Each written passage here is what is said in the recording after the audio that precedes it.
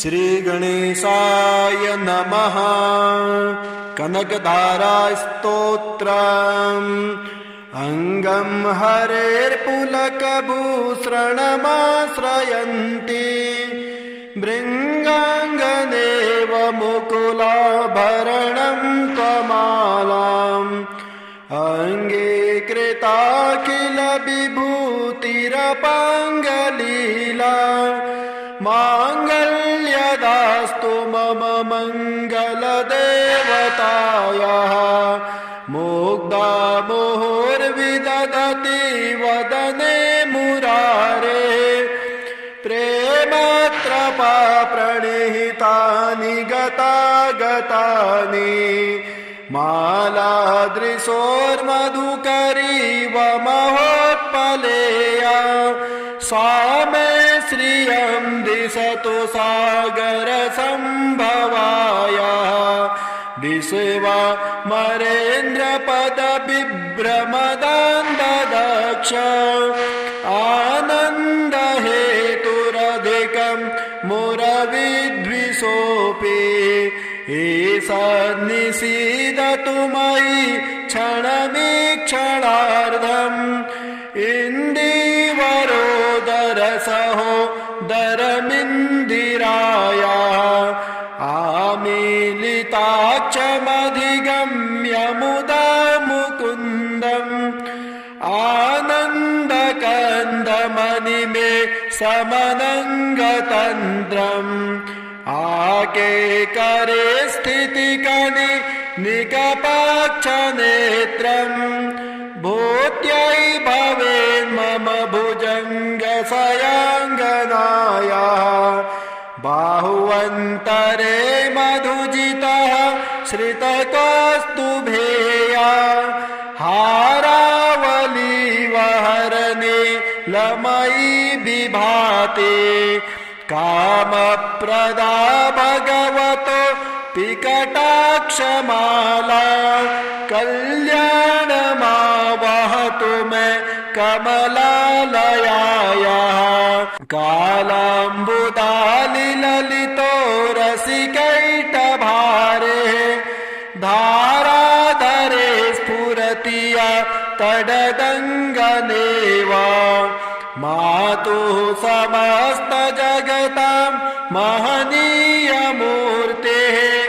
भद्राणि मे दिशतु भार्गवनन्दनायाः। प्राप्तं पदं प्रमथतः खलु यत्प्रभावात् माङ्गल्यभाजि मधुमाथिनि मन्मथेन मय्यापते तदिहमन्तरमीक्षणार्धम् मन्दालसं च मकरालयकन्यकायाः। दद्यादयानुपवनो द्रविडाम्बुधाराम्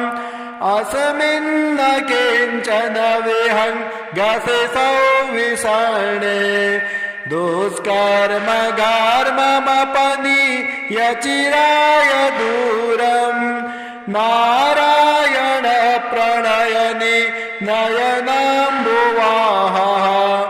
इष्टाविशिष्टमतयो पिययार्धदृष्ट्या त्रेविष्टपपदं सुलभं लभन्ते दृष्टिः प्रहष्टकमलो दरदीप्तिरिष्टाम् पुष्टिं कृषेष्टमम पुष्करविष्टरायाः। गिरदेवतेति गरुडध्वज सुन्दरीति शाकम्भरीति शशिशेखरवल्लभेति सृष्टि स्थिते प्रलयके लिषु संस्थितायै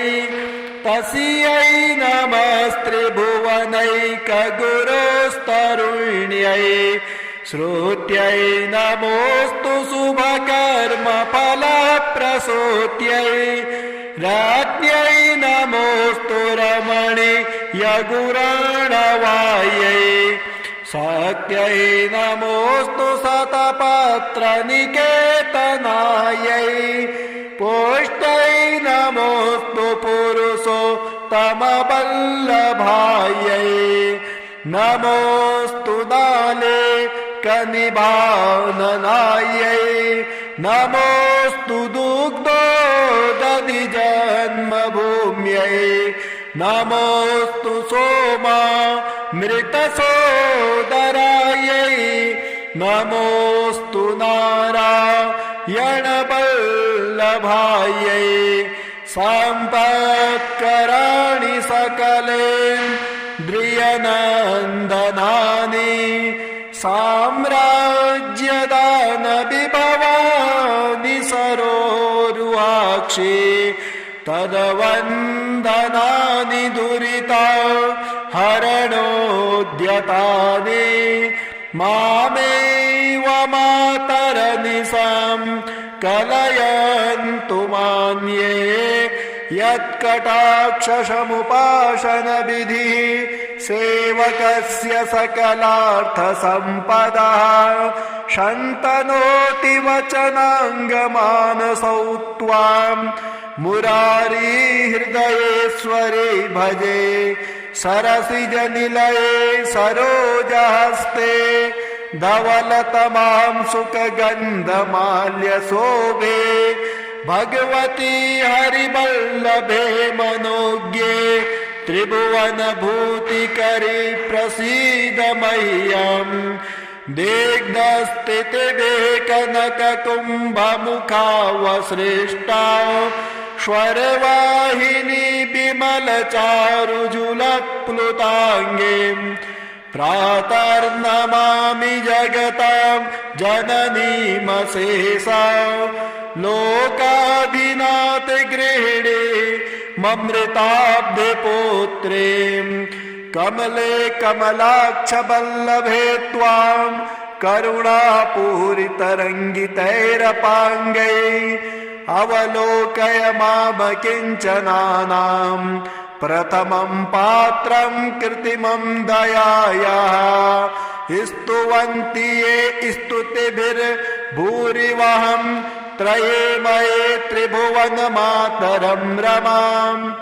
गुणाधिकाराः गुरुतर भाग्यभागिनो भवन्ति ते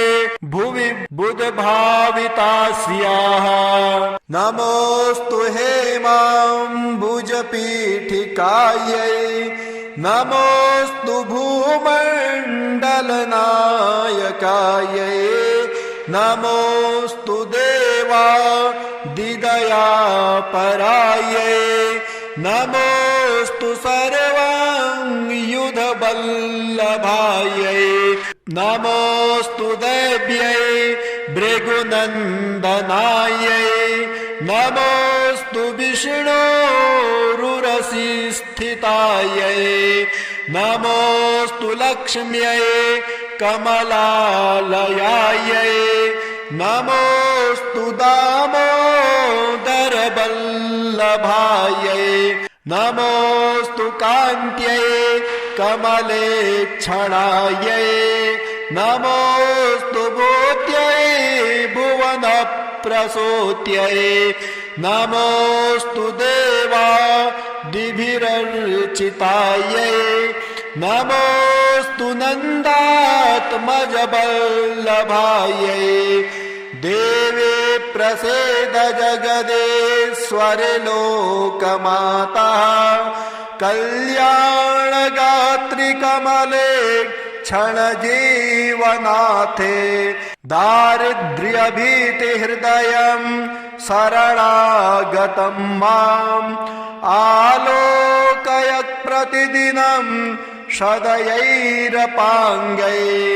सदरैरपाङ्गै श्रीसूक्तम् ॐ हिरण्यवर्णां हरिणीं सुवर्णरजतस्रजां चन्द्रां हिरण्यमयीं लक्ष्मीं जातवेदो आवह ताम् आवह जातवेदो लक्ष्मीमनपगामिनीं यस्यां हिरण्यं विन्देयं गामत्स्वं पुरुषानहम् अश्वपूर्वां रथमद्यां हस्तिनादप्रबोधिनीं श्रियं देवीमुपहुवये श्रीरमा देवी जुषतां कांसोऽस्मितां हिरण्यप्राकारां मार्द्रां ज्वलन्तीं तृप्तां तर्पयन्तीं पद्मे स्थितां पद्मवर्णां तामिहोपहुवये श्रियं चन्द्रां प्रभासां यशसा ज्वलन्तीं श्रियं लोके देवजुष्टामुदारां तां पद्मनेमिं शरणं प्रपद्ये अलक्ष्मीर्मैनस्य तां त्वां वृणे आदित्यवर्णे तपसोऽधिजातो वनस्पतिस्तौ वृक्षोत बिल्वः तस्य फलानि तपसानुदन्तुं मायान्तराह्याश्च बाह्या अलक्ष्मीः उपैतु मां देवसखः कीर्तिश्च मणिना सह प्रादुर्भूतोऽस्मि राष्ट्रेऽस्मिन् कीर्तिवृद्धिं ददातु मे क्षुत्पिपासामलां ज्येष्ठामलक्ष्मीं नाशयाम्यहम् अभूतिं समृद्धिं च सर्वां निर्णुद मे गृहात् गन्धद्वारां धुराधरसां नित्यपुष्टाङ्करेषिणीम् ईश्वरीं सर्वभूतानां तामिहोपौवे श्रियं मनसः काममाकुतिं वाचा सत्यमसीमहि पशूनां रूपमह्नस्य मयि श्रीः श्रयतां यशः कर्दमेन प्रजा भूता मयि सम्भव कर्दमः श्रियं वासय मे कुले मातरं पद्ममालिनीम् आपाश्रियन्तु स्निग्धानि चिकले तव समय गृहे निच देवीं मातरं श्रियं वासय मे कुले आर्द्रां पुष्करणीं पुष्टिं पिङ्गलां पद्ममालिनीं चन्द्रामिरण्यमयीं लक्ष्मीं जातवेदो आवह आर्द्रां यः करणीं यष्टिं सुवर्णां हेममालिनीं सूर्यामिरण्यमयीं लक्ष्मीं जातवेदो आवह ताम आवह जातवेदो लक्ष्मीमनपगामिनीं यस्यामिरण्यं प्रभूतं गावो दास्योऽस्वान् बिन्देयं पुरुषाणां यः शुचिप्रयतो भूत्वा जुह्याद्याज्यमन्वहम् श्रियः पञ्चदशर्चं च श्रीकामः सततं जपेत् फलस्तुतिः पद्मानने पद्म ऊरु पद्माक्षे पद्मसम्भवे तन्मे भजसि पद्माक्षे येन सौख्यं लभाम्यहम् अश्वदाये गोदाये धनदाये महाधने धनं मे जुषतां देवे सर्वकामाश्च देहि मे पुत्रपौत्रधनं धान्यं हस्तस्वादिगवेरथम् प्रजानां भवसि माता आयुष्मन्तं करोतु मां धनमग्निर्धनं वायुर्धनं सूर्यो धनं वसुः धनमिन्द्रो बृहस्पतिर्वरुणं धनमश्नुते वैनतेय सोमं पिबत पुत्रिः सोमं धनस्य सोमिनो मह्यं ददातु सोमिनः न क्रोधो न च मात्सर्यं न लोभो न शुभामते भवन्ते कृतपुण्यानां भक्त्या श्रीसूक्त जपेत् सदा वर्षन्तु ते विभावरे दिवो अभ्रश्च्य विद्युतः रोहन्तु सर्वबीजान्य ब्रह्मद्विषोज्जये पद्मप्रिये पद्मिने पद्महस्ते पद्मालये पद्मदलायताक्षे विश्वप्रिये विष्णुमनोनुकूले तत्पादपद्मं मयि सन्नधस्ता। ॐ श्रीगणेशाय नमः। सुमनसवन्दित सुन्दरि माधवे चन्द्र सहोदरे हे गुणगणमण्डित मोक्षप्रदायिनी मञ्जुलभासिनी वेदनुते पङ्कजवासिनी देवसुपूजित सद्गुणवारिणी शान्तियुते जय जय हे मधुसूदनकामिनी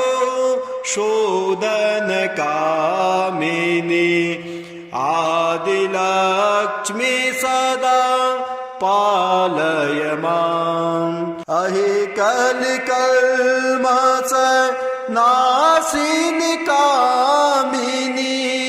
वैदिकरूपिणी वेदमये क्षीरसमुद्भव मङ्गलरूपिणी मन्त्रनिवासिनी मन्त्रनुते मङ्गलदायिनी अम्बुजवासिनी देवगणाश्रित पादयुते जय जय हे मधुसूदनकामिनी धान्यलक्ष्मी सदा पालय माम् जय वरवारिणि वैष्णवी भार्गवी मन्त्रस्वरूपिणी मन्त्रमये सुरगणपूजित शीघ्रफलप्रद ज्ञानविकासिनी शास्त्रनुते भवभयहारिणि पादविमोचिनी साधुजनाश्रित पादयुते जय जय हे मधुसूदनकामिनी धैर्यलक्ष्मी सदा पालय माम् जय जय दुर्गति नाशिनि कामिनी सर्वफलप्रद शास्त्रमये रथ गज तुरगप दादि समावृत परिजन मंडित लोकनुते हरिहर ब्रह्म सुपूजित सेवित ताप निवारिणी पादयुते जय जय हे मधुसूदनकामिनी गजलक्ष्मी रूपेण पालय माम् अहि खगवाहिनी मोहिनी चक्रिणी राग विवर्धिनी ज्ञानमये गुणगणवारिधि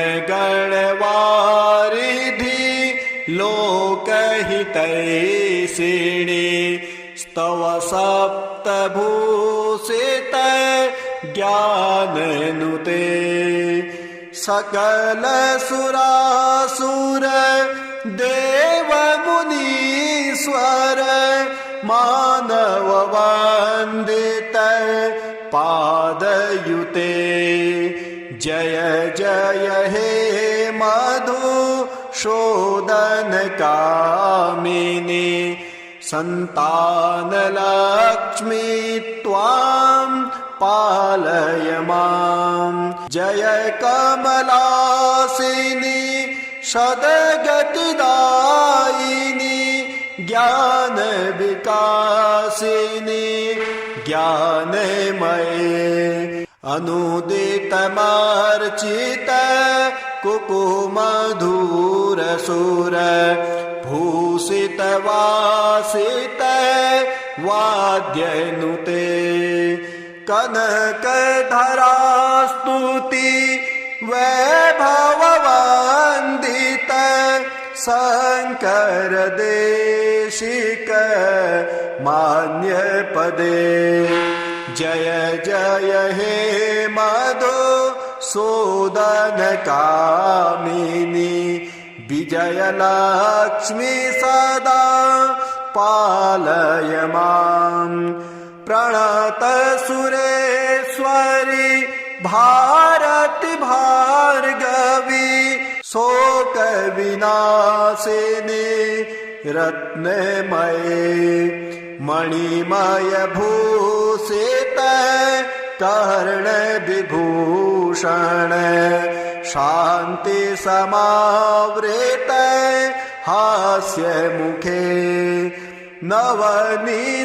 नवनिधिदायिनी कलिमलहारिणी कामित फलप्रद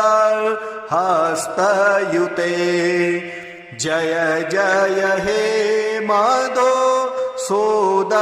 कामिनी विद्यालक्ष्मी सदा पालय माम्। ॐ श्री गणेशाय नमः। कनकधारा स्तोत्रम् अंगं हरेर्पुलकभूषणमाश्रयन्ति भृङ्गाङ्गनेव मुकुलाभरणं त्वमालाम् अंगे कृताखिल विभूतिरपाङ्गलीला माङ्गल्यदास्तु मम मङ्गलदेवतायाः मुग्धा मुहुर्विदधति वदने मुरारे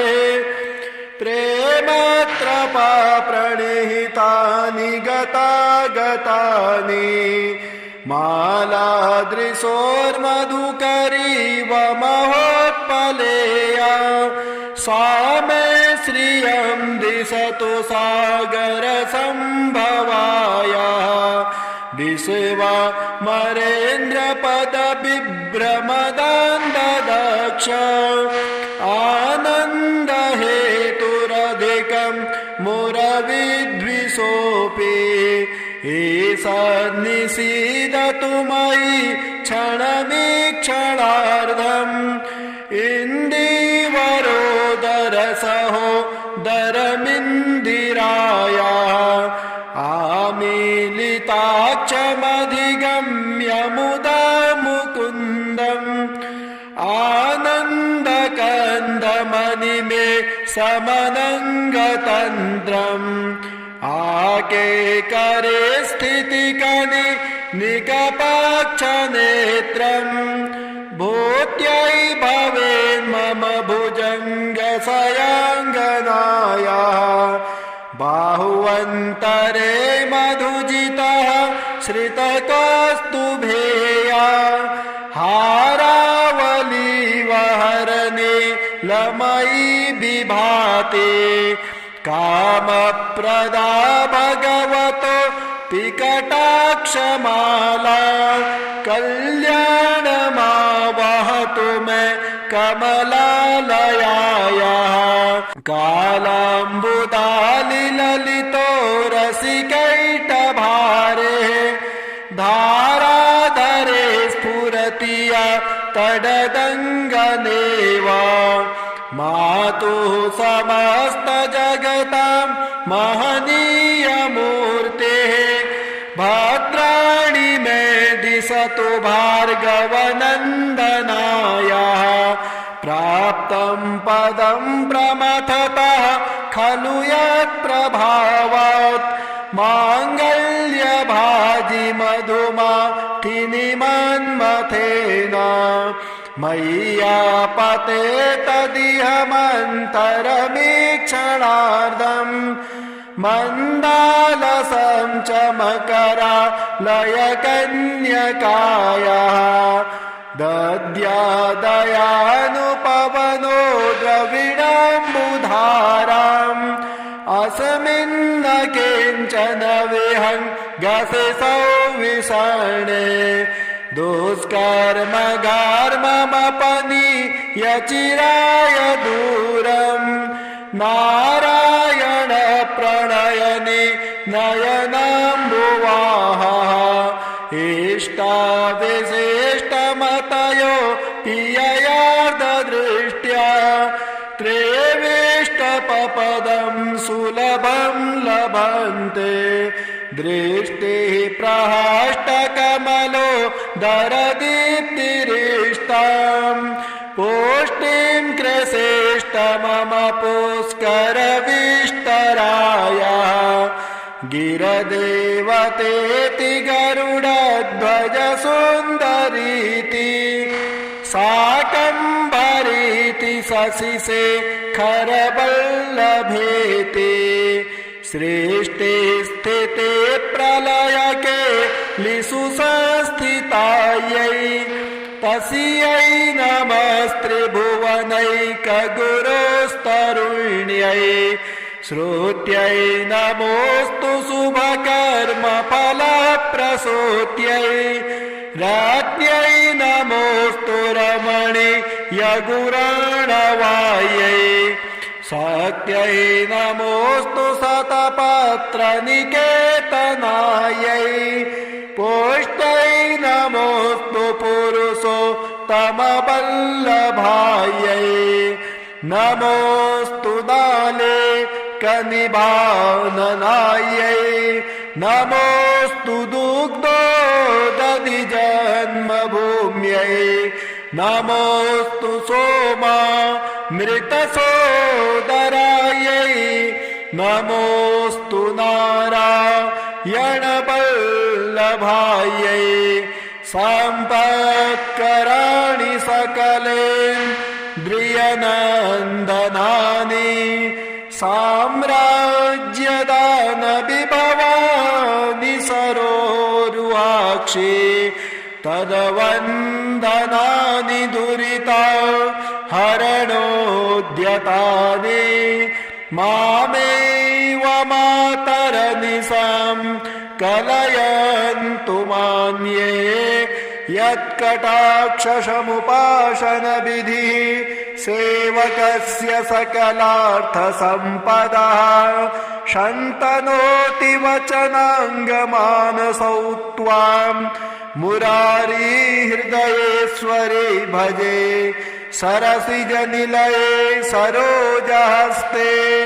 धवलतमां सुखगन्धमाल्यशोभे भगवती हरिवल्लभे मनोज्ञे त्रिभुवनभूतिकरी प्रसीद मह्यम् दिग्धस्थितिभे कनककुम्भमुखावसृष्टा स्वरवाहिनी विमलचारुजुलप्लुताङ्गीं प्रातर्नमामि जगतां जननीमशेषां लोकाभिनाथ गृहिणी ममृताब्धिपुत्रीं कमले कमलाक्षवल्लभे त्वां करुणापूरितरङ्गितैरपाङ्गैः अवलोकय मामकिञ्चनानां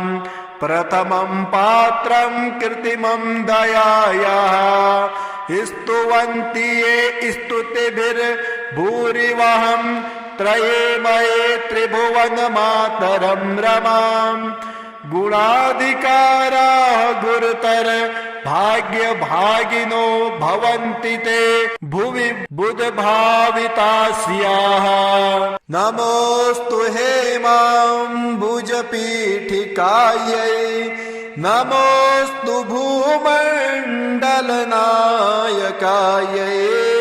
नमोऽस्तु देवादिदयापरायै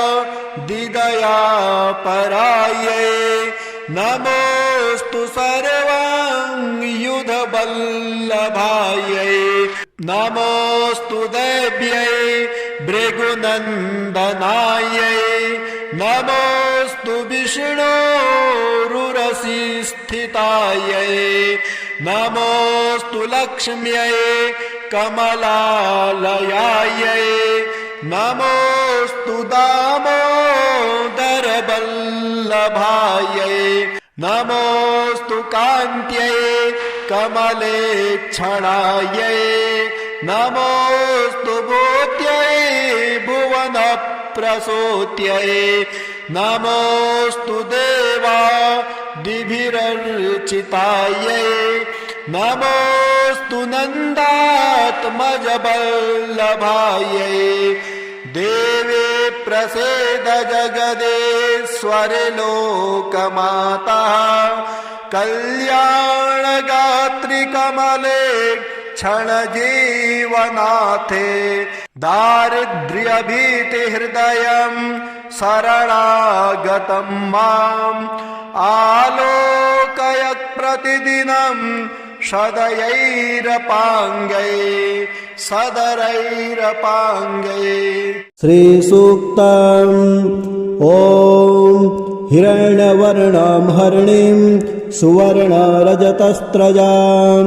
चन्द्रां हिरण्यमयीं लक्ष्मीं जातवेदोम आवह ताम् आवह जातवेदो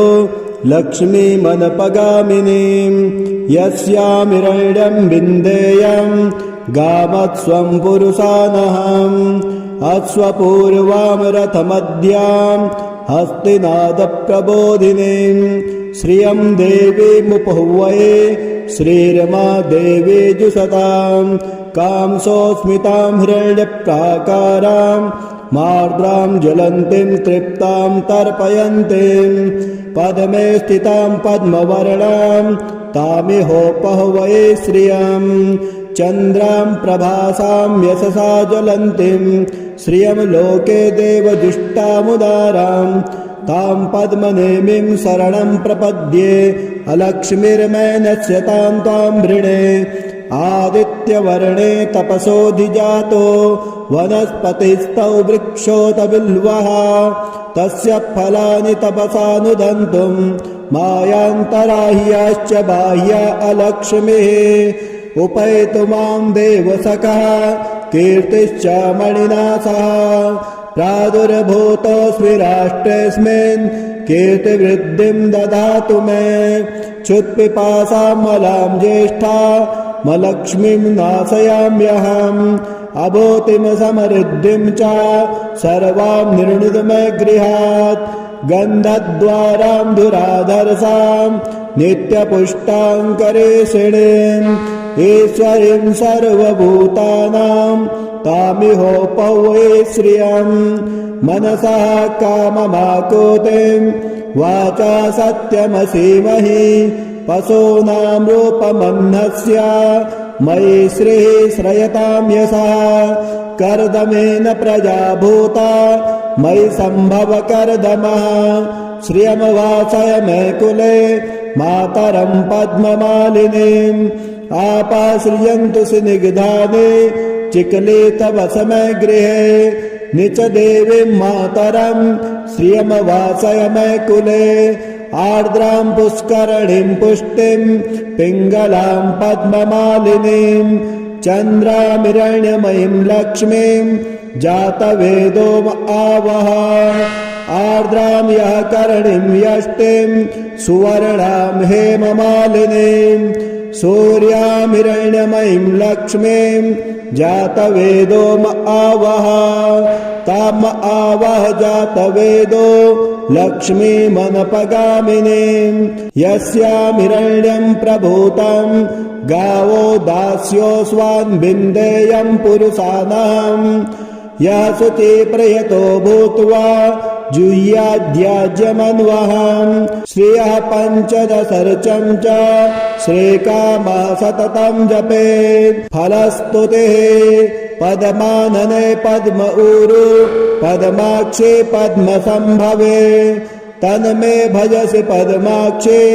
येन सौख्यं लभाम्यहम् अश्वदाये गोदाये धनदाये महाधने धनं मे जुषतां देवे सर्वकामाश्च देहि मे पुत्रपौत्र धनं धान्यं हस्तस्वादिगवेरथम् प्रजानां भवसि माता आयुष्मन्तं करोतु माम् धनमग्निर्धनं वायुर्धनं सूर्यो धनं वसुः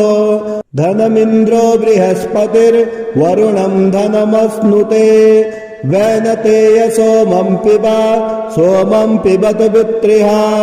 सोमं धनस्य सोमिनो मह्यं ददातु सोमिनः न क्रोधो न च मात्सर्यं न लोभो न शुभामते भवन्ते कृतपुण्यानां भक्त्या श्रीसूक्त जपेत् सदा वर्षन्तु ते विभावरे दिवो अभ्रश्च्य विद्युतः रोहन्तो सर्वबीजान्या ब्रह्मद्विषोज्जये पद्मप्रिये पद्मिने पद्महस्ते पद्मालये पद्मदलायताक्षे विश्वप्रिये विष्णुमनोनुकूले तत्पादपद्मं मयि सन्नधस्ता। ॐ श्रीगणेशाय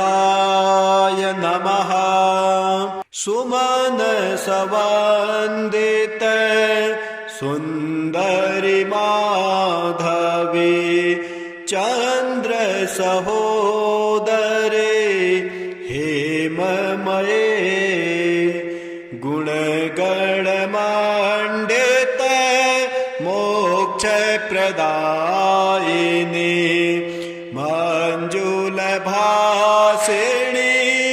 वेदनुते पङ्कजवासिनी देवसुपूजित सद्गुणवारिणी शान्तियुते जय जय हे मधुसूदनकामिनी आदिलक्ष्मी सदा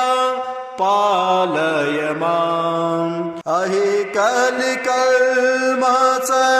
नाशिनि कामिनी वैदिकरूपिणी वेदमये क्षीरसमुद्भव मङ्गलरूपिणी मन्त्रनिवासिनी मन्त्रनुते मङ्गलदायिनी अम्बुजवासिनी देवगणाश्रित पादयुते जय जय हे मधुसूदनकामिनी धान्यलक्ष्मी सदा पालय माम्। जय वरवारिणि वैष्णवी भार्गवी मन्त्रस्वरूपिणी मन्त्रमये सुरगणपूजित शीघ्रफलप्रद ज्ञानविकासिनी शास्त्रनुते भवभयहारिणि पादविमोचिनी साधुजनाश्रित पादयुते जय जय हे मधुसूदनकामिनी धैर्यलक्ष्मी सदा पालय माम्। जय जय दुर्गति नाशिनि कामिनी सर्वफलप्रद शास्त्रमये रथ गज तुरगप दादि समावृत परिजन मंडित लोकनुते हरिहर ब्रह्म सुपूजित सेवित ताप निवारिणी पादयुते जय जय हे माधो शोदनकामिनी गजलक्ष्मीरूपेण पालय माम् अहि खगवाहिनी मोहिनी चात्रिणी रागविवर्धिनी ज्ञानमये गुणगणवारिधि लोकहितैषिणी स्तव सप्तभूषित ज्ञाननुते सकल सुरासुर देवमुनीश्वर मानव वन्दित पादयुते जय जय हे मधुसूदनकामिनी सन्तानलक्ष्मी त्वां पालय माम् जय कमलासिनी सद्गतिदायिनी ज्ञानविकासिनी ज्ञानमये अनुदितमर्चित कुकुमधुरसुर भूषित वासित वाद्यनुते कनकधरास्तुति वैभववन्दित शङ्कर देशिक मान्यपदे जय जय हे मधुसूदनकामिनी विजयलक्ष्मी सदा पालय माम् प्रणत सुरेश्वरी भारती भार्गवी शोक विनाशिनी रत्नमये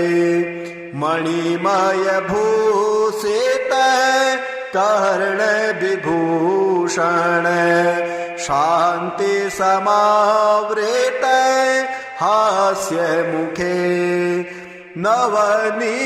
नवनिधिदायिनी कलिमलहारिणी कामित फलप्रद हस्तयुते जय जय हे मधुसूदनकामिनी विद्यालक्ष्मी सदा पालय माम् ॐ श्रीगणेशाय नमः कनकधारास्तोत्रम् अङ्गं हरेर्पुलकभूषणमाश्रयन्ति भृङ्गाङ्गनेव मुकुलाभरणं त्वमालाम् अङ्गीकृताखिल विभूतिरपाङ्गलीला माङ्गल्यदास्तु मम मङ्गलदेवतायाः मुग्धा मुहुर्विदधति वदने मुरारे प्रेमत्रपा प्रणिहितानि गतागतानि मालादृशोर्मधुकरीव महोत्पलेया सा मे श्रियं दिशतु सागरसम्भवाया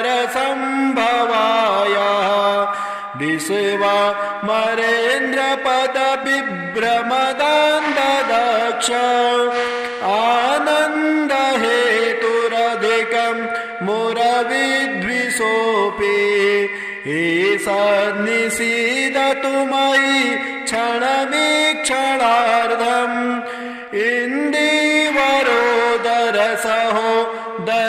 इन्दीवरोदरसहोदरमिन्दिराया आमीलिताक्षमधिगम्य मुदा मुकुन्दम्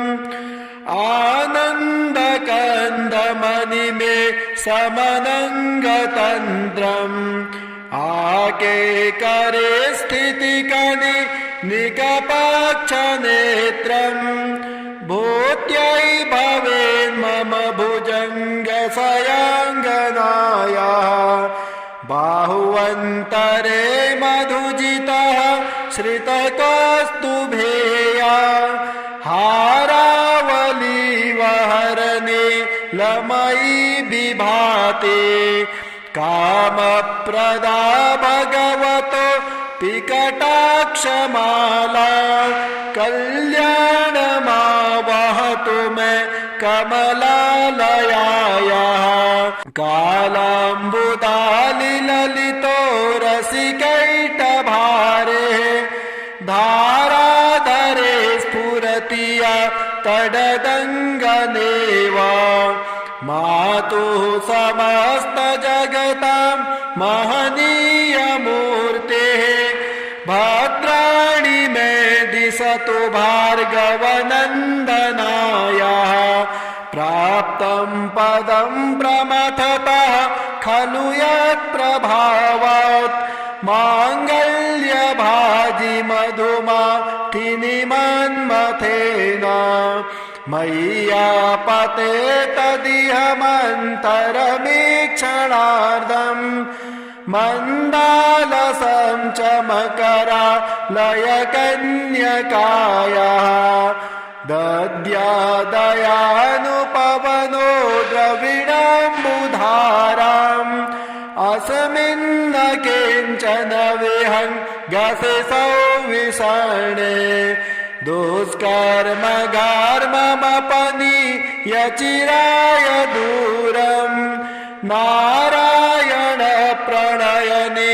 नयनाम्बुवाः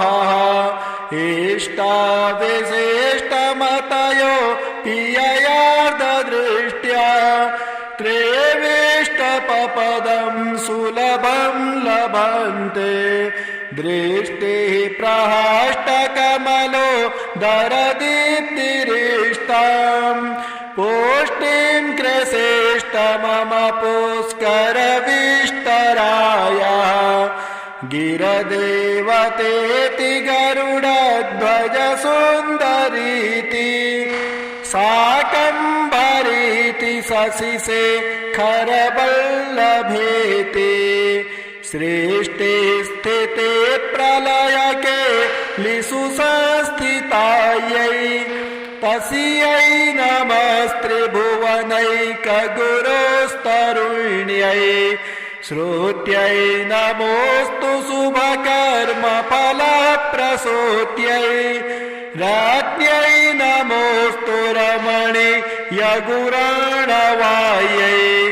शक्त्यै नमोऽस्तु शतपत्रनिकेतनायै पुष्ट्यै नमोऽस्तु पुरुषोत्तमवल्लभायै नमोऽस्तु दाले कनिभाननायै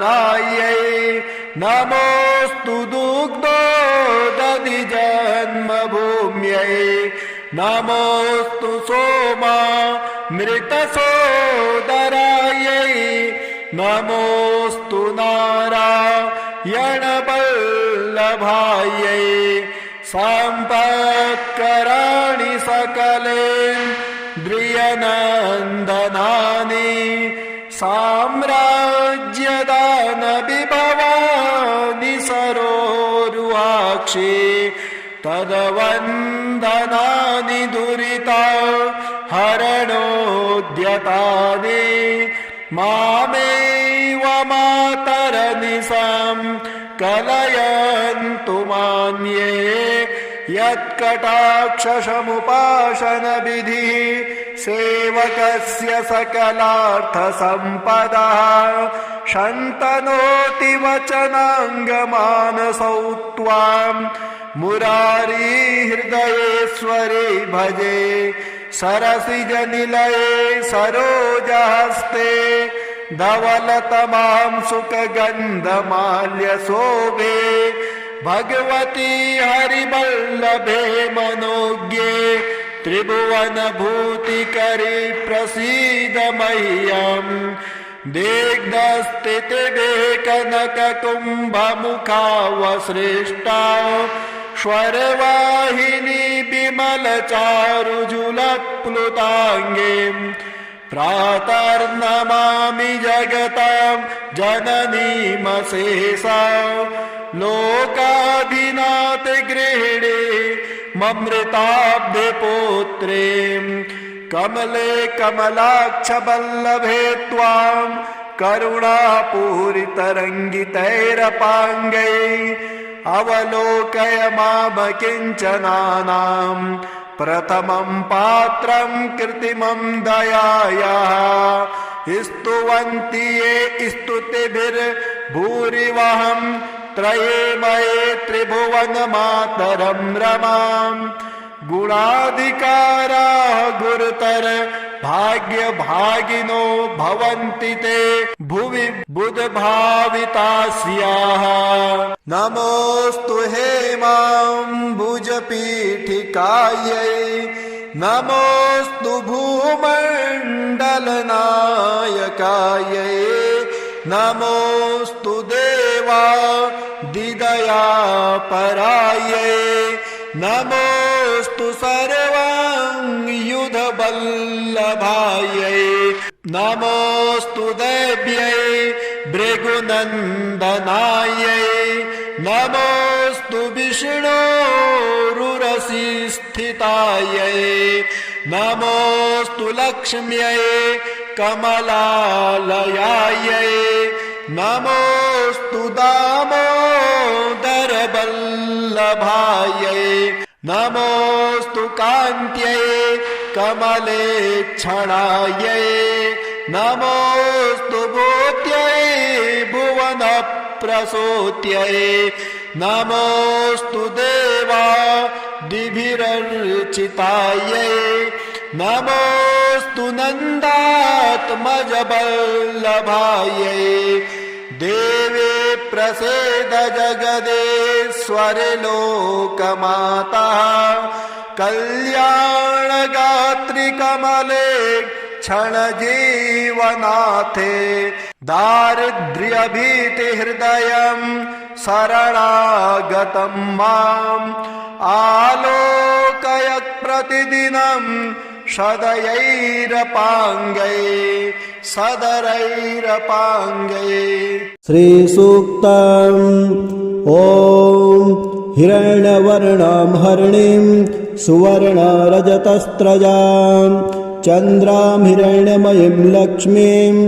जातवेदो आवह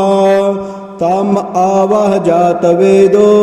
लक्ष्मीमनपगामिनीं यस्यां हिरण्यं विन्देयं गामत्स्वं पुरुषानहम् अश्वपूर्वां रथमद्यां हस्तिनादप्रबोधिनीं श्रियं देवीमुपहुवये श्रीरमा देवी जुषतां कांसोऽस्मितां हिरण्यप्राकारां मार्द्रां ज्वलन्तीं तृप्तां तर्पयन्तीं पद्मे स्थितां पद्मवर्णां तामिहोपहुवये श्रियं चन्द्रां प्रभासां यशसा ज्वलन्तीं श्रियं लोके देवजुष्टामुदारां तां पद्मनेमिं शरणं प्रपद्ये अलक्ष्मीर्मैनस्य तां त्वां वृणे आदित्यवर्णे तपसोऽधिजातो वनस्पतिस्तौ वृक्षोत बिल्वः तस्य फलानि तपसानुदन्तुं मायान्तराह्याश्च बाह्या अलक्ष्मीः उपैतु मां देवसखः कीर्तिश्च मणिना सह प्रादुर्भूतोऽस्मि राष्ट्रेऽस्मिन् कीर्तिवृद्धिं ददातु मे क्षुत्पिपासामलां ज्येष्ठा मलक्ष्मीं नाशयाम्यहम् अभूतिमसमृद्धिं च सर्वां निर्णुद मे गृहात् गन्धद्वारां धुराधरसां नित्यपुष्टाङ्करेषिणीम् ईश्वरीं सर्वभूतानां तामिहोपवे श्रियं मनसः काममाकुतिं वाचा सत्यमसीमहि पशूनां रूपमह्नस्य मयि श्रीः श्रयतां यशः कर्दमेन प्रजाभूता मयि सम्भव कर्दमः श्रियमवासय मे कुले मातरं पद्ममालिनीम् आपाश्रियन्तु स्निग्धानि चिकले तव समय गृहे निच देवीं मातरं श्रियमवासय मे कुले आर्द्रां पुष्करणीं पुष्टिं पिङ्गलां पद्ममालिनीं चन्द्रामिरण्यमयीं लक्ष्मीं जातवेदो आवह आर्द्रां यः करणीं यष्टिं सुवर्णां हेममालिनीं सूर्यामिरण्यमयीं लक्ष्मीं जातवेदो आवह ताम आवह जातवेदो लक्ष्मीमनपगामिनीं यस्यामिरण्यं प्रभूतं गावो दास्यो स्वान् विन्देयं पुरुषाणां यः शुचि प्रयतो भूत्वा जुह्याद्याज्यमन्वहं श्रियः पञ्चदशर्चं च श्रीकामः सततं जपेत् फलस्तुतिः पद्मानने पद्म ऊरु पद्माक्षे पद्मसम्भवे तन्मे भजसि पद्माक्षे येन सौख्यं लभाम्यहम् अश्वदाये गोदाये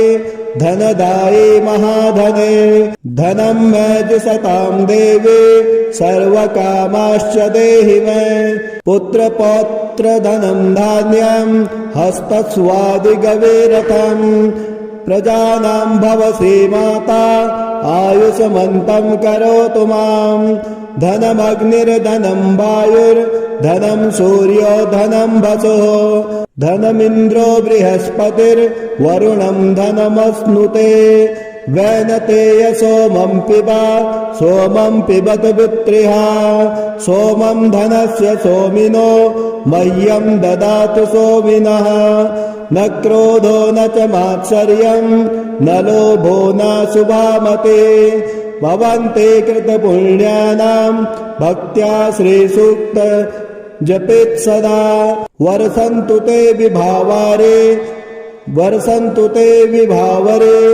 दिवो अभ्रश्च्य विद्युतः रोहन्तु सर्वबीजान्या ब्रह्मद्विषोज्जये पद्मप्रिये पद्मिने पद्महस्ते पद्मालये पद्मदलायताक्षे विश्वप्रिये विष्णुमनोनुकूले तत्पादपद्मं मयि सन्नधस्ता।